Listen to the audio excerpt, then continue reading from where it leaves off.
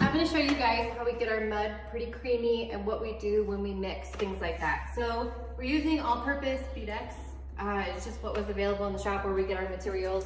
No +3, but it's pretty similar. It's gonna be a tan color instead of white, almost like tinted +3.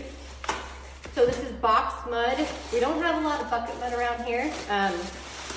So I'll just show you what it looks like. So that's what it looks like when you open it. It's pretty fluffy.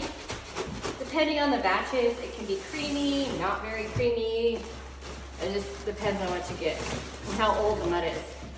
This stuff's actually pretty fresh. So I just take it out, box. I'll break the box down later. This is the whip we're using. It's just square. What's funny is different whips work better for different things. But this one's our go-to favorite. I'm using a Milwaukee. This is just a heavy-duty drill, super old. We do use the cordless one sometimes, depending on power situations, things like that. So I've got my mud in the bucket. If you want to come a little bit closer, you guys can go ahead and look in. This is what it looks like.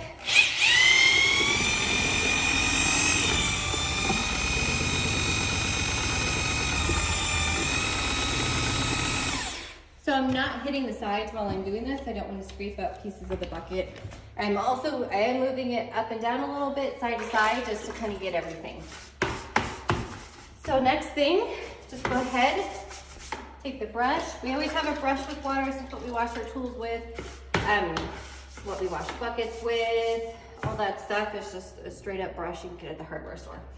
So depending on what we're doing, and how the mud is gonna depend on how many brushes of water I put in. So let's say,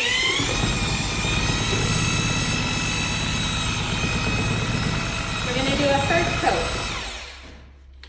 So what I'll do is I'll add a little bit of water because it was really creamy mud. I don't wanna do too much. So then I'll take out my whip and then just kind of check my mud consistency. I know all these years what I want it to feel like. That's pretty thick still. So then add a little bit more. And you know, most of this is just feel, and you know the longer you've been doing it, how you want it.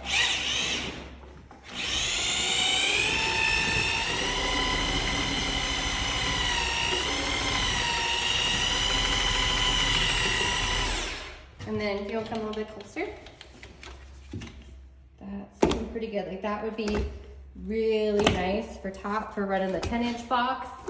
Actually, I think I'm gonna go just a touch thinner because we're gonna be running the 14, and then we're also going to be skimming walls upstairs.